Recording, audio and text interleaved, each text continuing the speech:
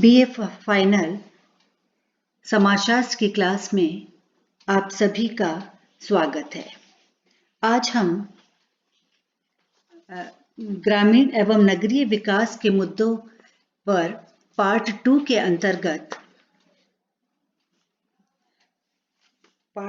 अंतर्गत ग्रामीण एवं नगरीय भारत के विकास के मुद्दे पर चर्चा करेंगे। साथ ही हम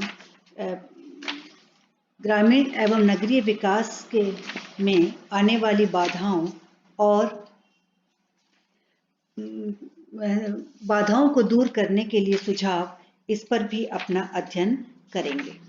सबसे पहले हम देखते हैं कि ग्रामीण एवं नगरीय भारत के विकास के मुद्दे।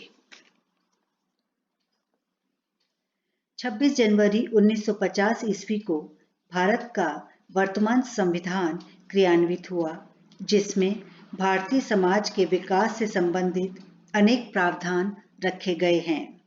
इन्हीं विभिन्न सामाजिक, आर्थिक, राजनैतिक, सांस्कृतिक एवं शैक्षिक प्रावधानों या मुद्दों को प्राप्त करने के लिए भारत में विकास योजनाएं बनाई जाती रही हैं तथा कार्यान्वित होती रही हैं।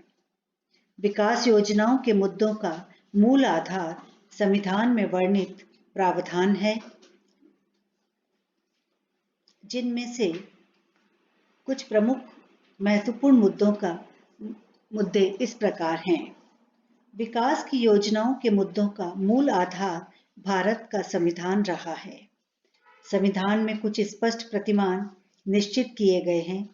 संविधान में नागरिकों को न्याय दिलाना, सामाजिक, आर्थिक और राजनीतिक समान परिस्थिति एवं अवसर प्रदान करने तथा सभी नागरिकों में भ्रातृत्व एवं सम्मान का विश्वास पैदा करने के उद्देश्य घोषित किए गए हैं।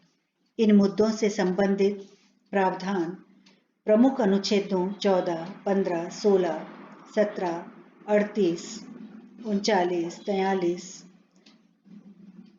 46 आदि में देखे जा सकते हैं, जिन्हें समय समय पर सामाजिक आर्थिक विकास योजनाओं के मुद्दों आदि के रूप में रखकर कार्यान्वित करने का प्रयास किया जाता रहा है।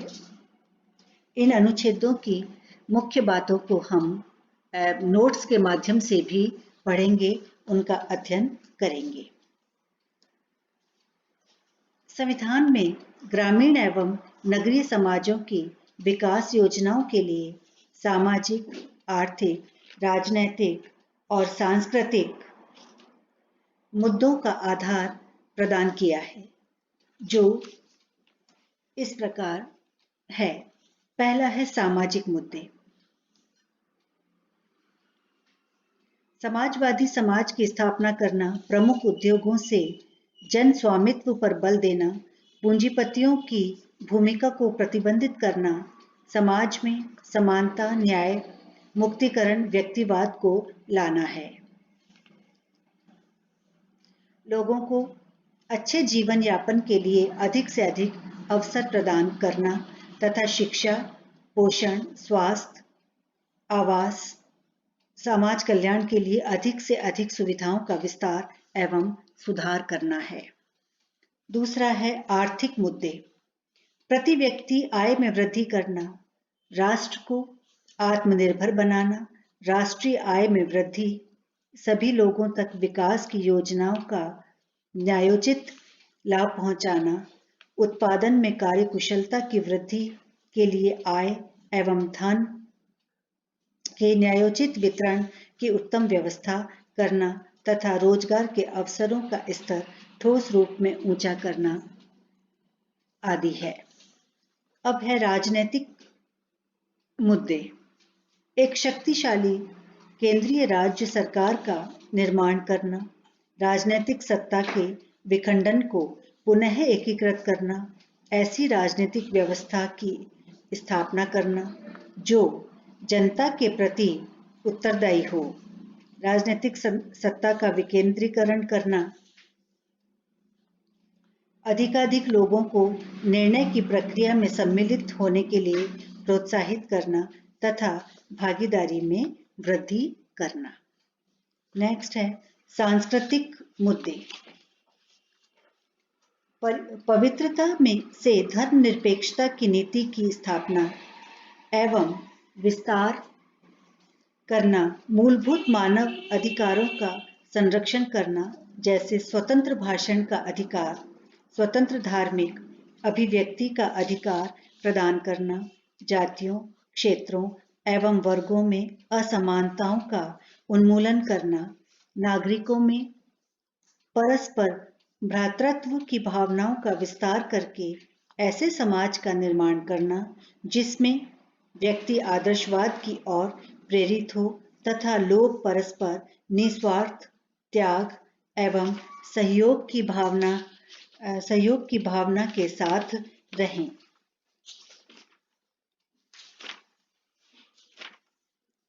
इसी के साथ अनेक योजनाएं हैं भारत में ग्रामीण एवं नगरीय विकास से संबंधित, जिसमें हम प्रमुख रूप से ग्रामीण एवं नगरीय विकास को देख सकते हैं कि इन योजनाओं के माध्यम से किस प्रकार से ग्रामीण एवं नगरीय विकास हो सकता है। जैसे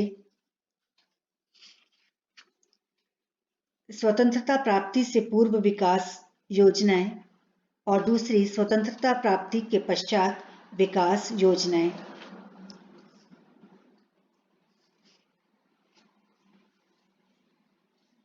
भारत में इन योजनाओं के कुछ निश्चित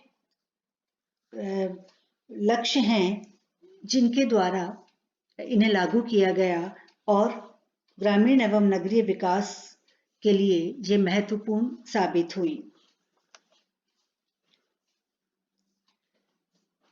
इन योजनाओं में कुछ 4 प्रमुख मुद्दे निश्चित किए गए।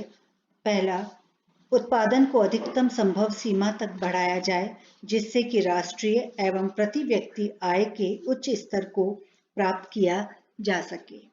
दूसरा, पूर्ण रोजगार प्राप्त करना। तीसरा, आय एवं संपत्ति की असमानताओं को कम करना और सामाजिक न्याय उपलब्ध कराना।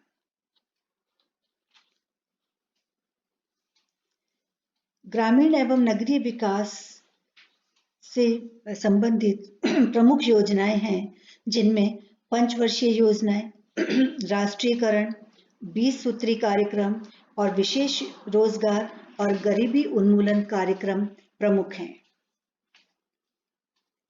इन सभी योजनाओं को हम विस्तार से नोट्स के माध्यम से भी देखेंगे कि किस प्रकार से किस योजना के अंतर्गत किन मुद्दों पर विशेष जोर दिया गया है। अब हम देखेंगे भारतीय ग्रामीण एवं नगरीय विकास में कुछ बाधाएं हैं जो इस विकास को सफल होने में व्यवधान पैदा करती हैं।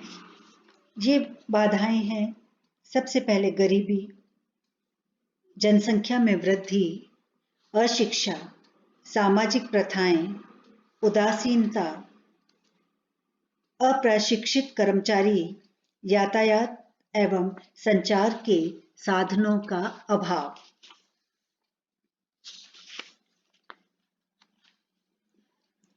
गरीबी में हम देखेंगे ग्रामीण विकास के लिए ग्रामीणों का स्वास्थ्य, कठोर परिश्रमी, नवाचारों जैसे खाद, बीज,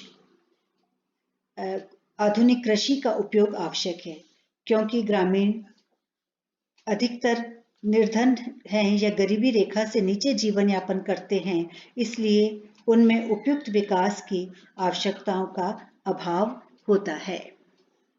जनसंख्या में वृद्धि, ग्रामीण एवं नगरीय विकास के लिए अनेक कार्यक्रम चलाए जा रहे हैं, उनके द्वारा निर्धारित लक्ष्य भी प्राप्त किए जा रहे हैं, परंतु ये उपलब्धियां जनसंख्या की तीव्र गति से वृद्धि के कारण बहुत कम पड़ जाते हैं। फिर है अशिक्षा। जब तक लोग शिक्षित नहीं होंगे तब तक उनके लिए चलाए गए विकास के कार्यों के उद्देश्यों और महत्व को नहीं समझेंगे। विकास के कार्यक्रमों के क्रियान्वयन के लिए लोगों के शिक्षित होने पर वे स्वयं सक्रिय भाग ले सकेंगे, जिसका अभी अभाव है। फिर है सामाजिक प्रथाएं। ग्रामीण एवं नगरीय समाज रूढ़िवादी है, वो नवीन परिवर्तन का स्वागत नहीं करते हैं, परंपरागत जीवन व्यतीत करना पसंद करते हैं। इसके साथ साथ गांवों में अनेक कुप्रथाएं जैसे जातीय बंधन, वंशानुगत व्यवसाय, पर्दा प्रथा, जातिवाद आदि है जो विकास में बड़े बाधक हैं। अब है उदासीनता। अधिकतर जनसंख्या अनेक सामाजिक, आर्थिक, धार्मिक आदि समस्याओं से घिरे रहते हैं। इस कारण वो विकास के कार्यक्रमों के प्रति उदासीन रहते हैं, क्योंकि वे अपनी पारिवारिक समस्याओं के समाधान में ही लगे रहते हैं और विकास योजनाओं में अपेक्षित रुचि नहीं लेते। फिर है अप्रशिक्षित कर्मचारी। विकास की विभिन्न योजनाओं को कार्यान्वित करने वाली सरकारी और गैर सरकारी कर्मचारी प्रशिक्षित नहीं होते हैं, इसलिए वो लोगों को इन कार्यक्रमों से ठीक से परिचित नहीं करा पाते। अब है यातायात एवं संचार के साधनों का अभाव। किसी भी समाज के विकास के लिए प्राथमिक आवश्यकता संचार के साधनों की उपयुक्त व्यवस्था है। भारत में सड़कों, रेलों और दूरभाष आदि साधनों का ग्रामीण क्षेत्रों में अभाव है, जिसके कारण विकास के संसाधन लोगों तक समय पर नहीं पहुंच पाते। अब हम देखेंगे suggestions for rural and urban development, यानी कि ग्रामीण एवं नगरीय विकास हेतु महत्वपूर्ण सुझाव। इन सुझावों में प्रमुख है रोजगार उत्पन्न करना, अर्थात बेरोजगारी की समस्या को दूर करना। दूसरा, कृषि व्यवस्था में सुधार, अर्थात कृषि के लिए नवीनतम साधनों का उपयोग बढ़ाना। तीव्र आर्थिक विकास, अर्थात अधिकाधिक औद्योगिकरण किया जाए ताकि गांवों में छोटे उद्योगों को बढ़ावा दिया जा सके।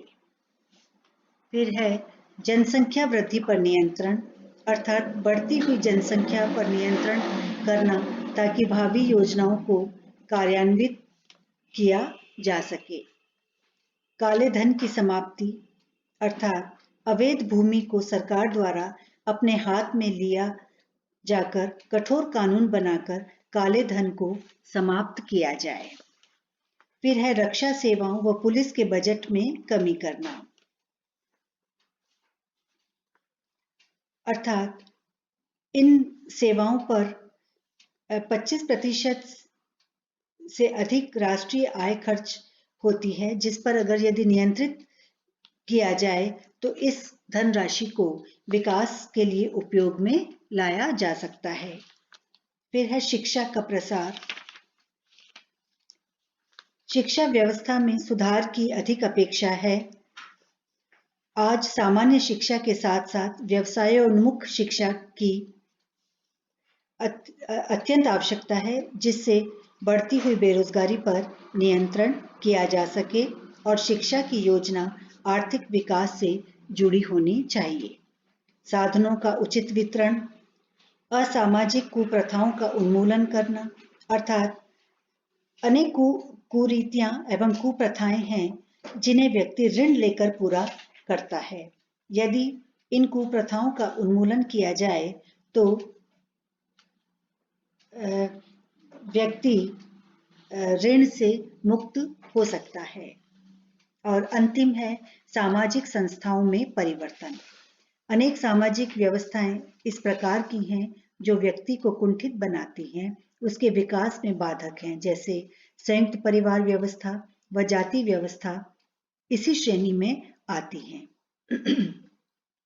इन प्रयासों के अतिरिक्त अन्य कार्य भी विकास के लिए किए जा सकते हैं, जैसे जैसे स्वास्थ्य